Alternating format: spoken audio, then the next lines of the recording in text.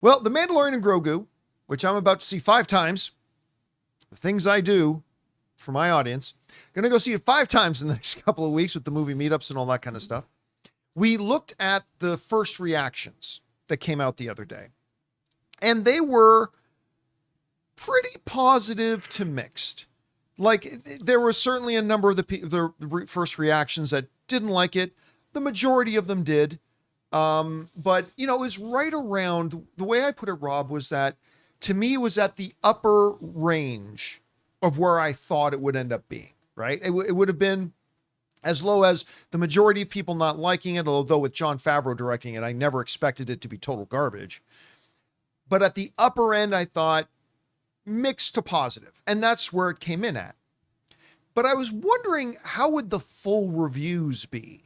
Because sometimes the full reviews come in much more negative than the initial reactions. And as it turns out, the full reviews, the review embargo for Mandalorian and Grogu dropped today.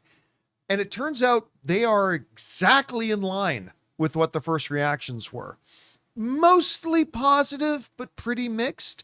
As of this recording, The Mandalorian and Grogu has a 61% on Rotten Tomatoes, which means, 61% of the critics liked it, 39% of the critics did not, and which is right around. And again, it's really in the middle there, because none of them are like proclaiming this is the greatest Star Wars ever. And it also appears that the people who didn't like it aren't saying this is total absolute crap.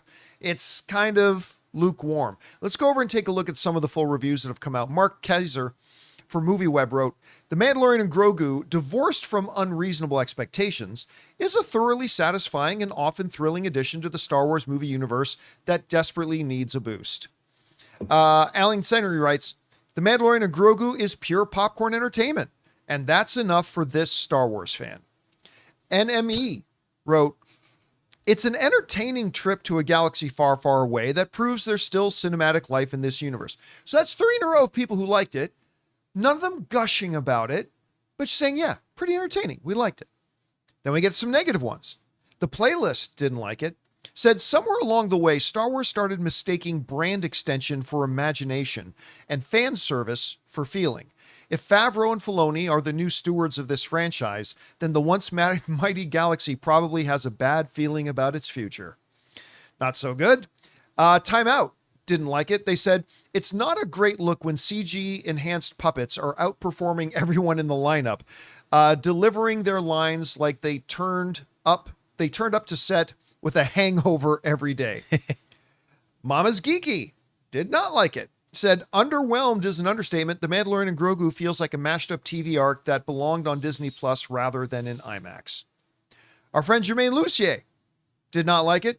Said a Star Wars movie can be more than a movie. It can be a life-changing experience. Not every Star Wars movie is, and The Mandalorian and Grogu never had to be. But in the words of Yoda, it chose do not instead of do. It doesn't even try. Steven Silver didn't like it. Said the storytelling is disjointed and the action sequences are subpar. The visual style is bland and uninteresting, and it doesn't really do anything creative or inventive with the established Star Wars lore. Geeks of Color liked it. They said there's plenty here to appease fans, but not enough to deliver that epic Star Wars feeling. Silver Screen Riot did not like it. They said the biggest problem with The Mandalorian and Grogu is not simply that it's boring, ugly, or dramatically inert. It's that it barely qualifies as a movie. It has the shape and style of content, not cinema. Flick Feast liked it. They said although a generic premise fails to expand its horizons, Favreau pulls out the big guns to bring The Mandalorian to the big screen, and his emotional and action-packed efforts reiterate that Star Wars isn't just about the Jedi. Awards buzz. I liked it a lot. They said, there's nothing about this film that feels left over or like it's stretched out coda. Instead, it's a refreshingly light action adventure piece that makes this world its own and celebrates the best of it. And, that kind of, I like Alfonso. He wrote, there's no shortage of Star Wars level wow factor, from the slimy beast to the outer space dogfights to Ludwig Göransson's score, which is always good to hear. And that's basically, that gives you a really, I think, good sample size of what pretty much all of them are. A slight majority liked it. Very few of them seemed to passionately love it. A minority disliked it, but not a lot of them to any of them just thought it was like the worst thing you could possibly do this Saturday is to go see this movie. Like, they didn't seem to really hate it. It's right around where the reactions were.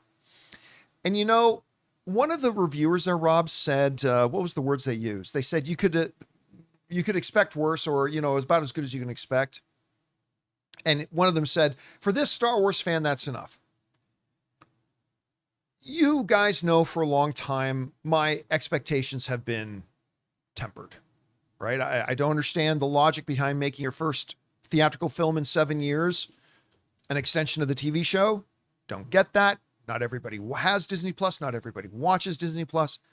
So I've been kind of worried. And my philosophy going into my first screening of it, which will be Thursday, has been much like the one reviewer. If I can walk out having had some fun, that'll be good enough for me, because I'm not expecting the world from it. My expectations and my hopes and my enthusiasm for Starfighter, very different. Like, to me, Rob, in my headcanon, Starfighter is the actual return of Star Wars to the big screen. This is just them taking a few episodes of a TV show and put it to the movie screen. Still, you know, I think there's enough positive in there to give me enough hope that I have that there's a chance I'm going to come walking out of there going, you know what? If I can walk out of Mandalorian with the same sense that I walked out of Mortal Kombat 2 with, which was, you know what? I had fun. Was it the best thing? No. Was it kind of campy? Yes. Am I going to remember this movie? Probably not. But did I have fun watching it? And when I came out of Mortal Kombat 2, I was like, you know what? Yeah, I did. And if I can walk out of that with as low as my expectations have been with Mandalorian, and it sounds like maybe there's a chance, then I got to say I'm probably going to walk away kind of satisfied, because the bar has been middle for me. We want to take a second to thank a sponsor of today's video, Pocket Hose. Guys, I'm excited to tell you about the world's #1 expanding garden hose and their brand new product, the Pocket Hose Ballistic. As you guys can imagine, I'm not exactly gentle with my gear. I drag hoses across concrete over the pool, yank them around corners. I even coil and uncoil them all the time to put them in my camper van when I go out on my movie meetups. And generally speaking, a lot of them don't last. But the Pocket Hose Ballistic has been a totally different story for me. It's incredibly durable, super lightweight, and just makes the whole job easier. One of my favorite things is how simple it is to use. You turn the water on, it expands. Turn it off, it shrinks right back down to pocket size. And it's reinforced with a liquid crystal polymer, the same kind of material used in bulletproof vests. Plus, it comes with the pocket pivot, which gives you 360-degree rotation at the spigot, so it moves with you instead of fighting against you. And now, for a limited time, when you purchase a new Pocket Hose Ballistic, you'll get a free 360-degree rotating pocket pivot and a free thumb drive nozzle. Just text Campea to 64,000. That's CAMPEA to 64,000 for your 2 free gifts with purchase. Text Campea to 64,000. Message and data rates may apply. Anyway, Rob, these reviews to me sound like they're right along the lines of what we heard in the reactions. Does anything stand out to you? Is anything surprising to you? Were you expecting them more negative? Were you expecting them more positive? I don't know. What do you think? Well, I think the Mandalorian and Grogu, from the beginning, the Mandalorian, the show was pleasing. It was just fun. And you got to dip into the Star Wars universe. Sometimes, like that Bill Burr episode, it reached higher levels. Yeah. Peak television. But for the most part, it was slight, it was inoffensive, and it was cool when it was at its best. What I was hoping is that it would be less episodic. And less, it does feel like, from what I understand of the plot and listening to people's reviews, it sounds like they have repurposed certain TV scripts into a feature-length film. And the one thing that I was hoping for, that I see that I'm not going to get, is I'd hoped that they were going to give us a single elevated movie that was less episodic and had one long adventure that really elevated the material and took it to the big screen in grand fashion. And, the nearest thing I can think about, and it's not a movie I think is perfect, but when they moved X-Files off TV onto the big screen with Fight the Future in what I think 98, the film felt very cinematic. They'd moved into it really did. Yeah, I remember that. Yeah. And it was very cinematic. And while I thought the plot was sort of gobbledygook, and I thought they muddled the mythology. It felt like a movie. You know, it really did. And having guest stars like Martin Landau made it feel. And what I wanted to get from this was I wanted it to feel like a movie. Now we saw the opening 17 minutes at CinemaCon, and they were good enough. You know, they were pretty cool. But I quite enjoyed the first 17 minutes. But myself. I've heard that that's the highlight of the film. Yeah, I've heard a number of people say that. What I wanted was, again, like I think I talked about it the other day. I was saying I would love to have had a singular adventure like a Raiders of the Lost Ark. I know that's a high bar, but a singular adventure that's not as episodic, that it's all sort of one piece, and that what we saw at the beginning would be like the going into the temple and getting the idol, but it would have introduced your villain. But that's, you know, I never believe in judging a movie about what it's not. You have to judge a movie by what it is. So I'm going to reserve judgment till I see it I have tickets to see it Friday, so I will know then. Yeah, I'm gonna go to see it in Las Vegas on Thursday while we're there. And you know, I love the comparison you're making to that X-Files thing, because that was one of the very rare examples, I think, ever in history of that jump from TV to screen where the movie itself felt self-validated. Yeah. Like it felt, yes, this is a movie I'm watching. I never felt watching that, because I'll be honest with you, I wasn't the biggest fan of the X-Files TV show. Sure. Like I watched it and I liked it, but I wasn't like obsessed with it like a lot of my friends were. So when I went to go see the movie, I was just kind of expecting just the continuation of the TV show, but it really felt like if the show didn't exist, I think this movie stands on its own. Yeah. And I never got that sense with Mandalorian, and I'm not getting the sense now from some of the reactions we're hearing from it that it really does. So what I'm hoping is, as somebody who does like the majority of the Mandalorian TV show, that this being just an extension of the TV show might be good enough for me. Again, I maybe I have to change my mind about this or change my tune after I see it.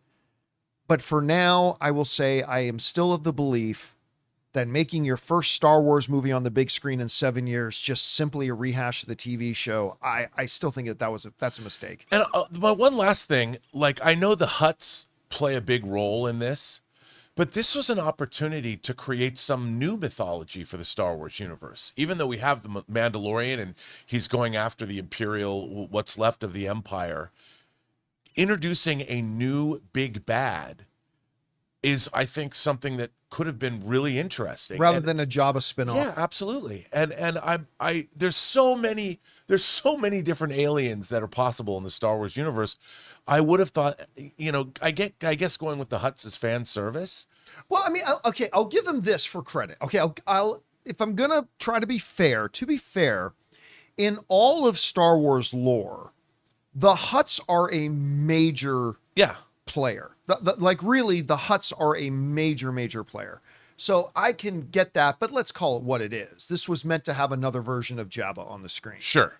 And by the way, some people in the live chat, I see them talking about in here. I was mentioning X-Files was a great one. Maybe the best example of moving something from the television screen to the movie screen, Firefly. I saw Serenity, the movie. Good, another one. Before I saw Firefly.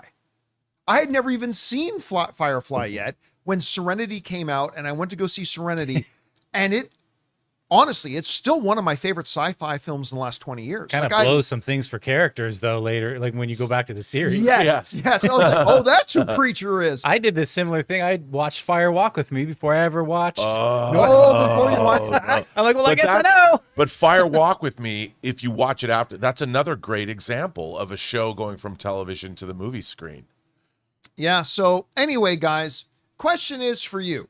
The reviews are pretty good for the new Mandalorian and Grogu. They do sit definitively positive, but also definitively mixed. It's right around kind of where the first reactions kind of made it look like it would come in.